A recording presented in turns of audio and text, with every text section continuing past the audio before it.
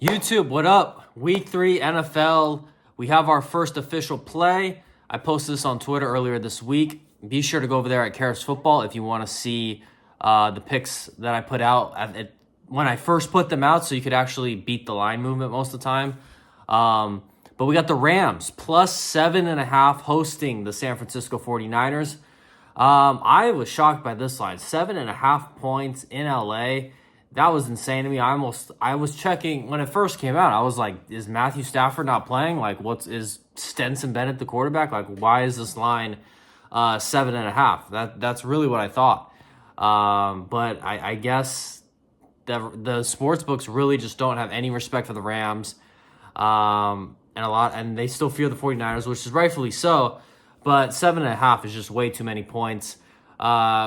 Matty Stafford versus Brock Purdy, that's the matchup we got here, and I think it's two elite quarterbacks. I think they're both two top 5 quarterbacks that are going to be going at it. And when you have a scenario like that, I think it's very likely that it's going to be a close, tight game, especially at home, especially in division. And the Rams are 0-2. So these fuckers are going to be fighting for their lives and giving literally everything they have to not go 0-3. They go 0-3, they might be like, oh, fuck, we're fucked, and start giving up. But at 0-2, like, you're one win away from being able to sniff, getting back on track. So 0-2, everybody knows, like, you cannot go 0-3. So I think Rams are going to literally give it their all and make this a tight game. And I will not be shocked if they win this game. I think it could be a pick'em game and really go either way. Now, yes, I know there are a few factors.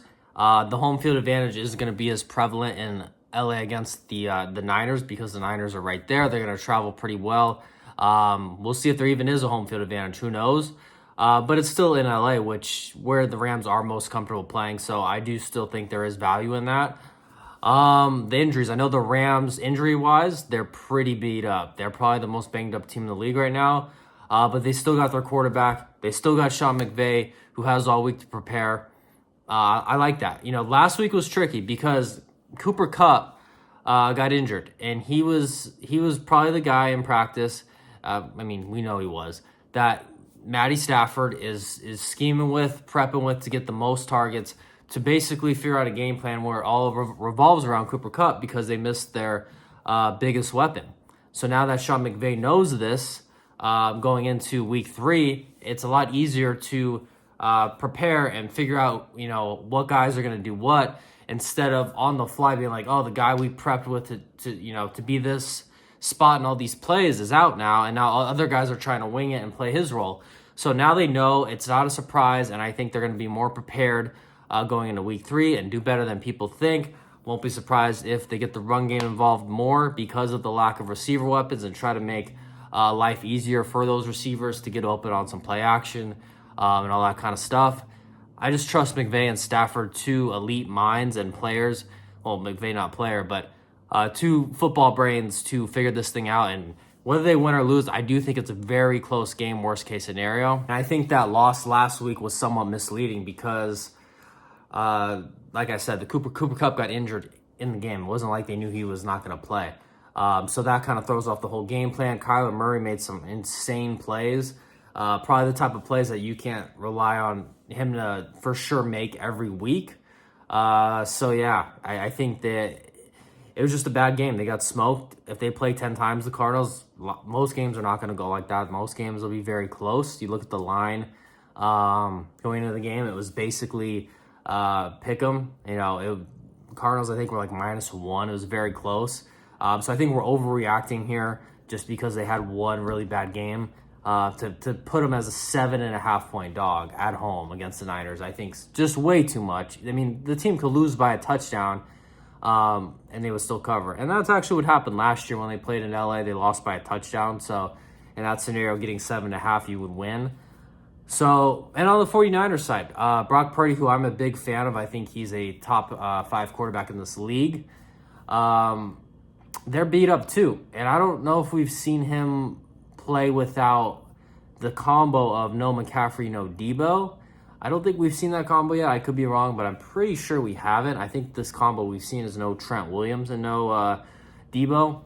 So this will be interesting. Now they have two of their key playmakers are out. It's going to be heavy on. I mean, they're so loaded. They still got Kittle and Aiyuk. Aiyuk's shitty right now, though. I mean, this guy missed camp, bitched the whole offseason. Just seems like a bad attitude guy. After seeing his personality a little bit, I wouldn't have paid this fucking guy.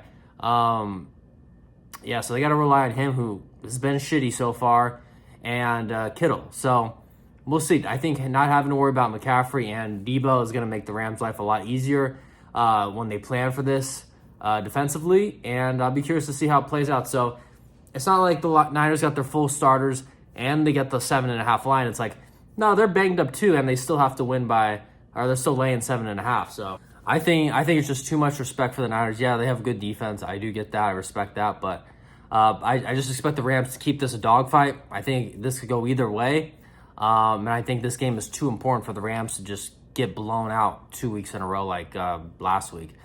We forget about week 1. The Rams arguably should have beat the Lions. It goes to overtime. Lions are a really good team. So to say they go from, almost beating one of the best teams in the league to they're shitty because they lost one game, I'm not buying it. I think this is close to a pick'em.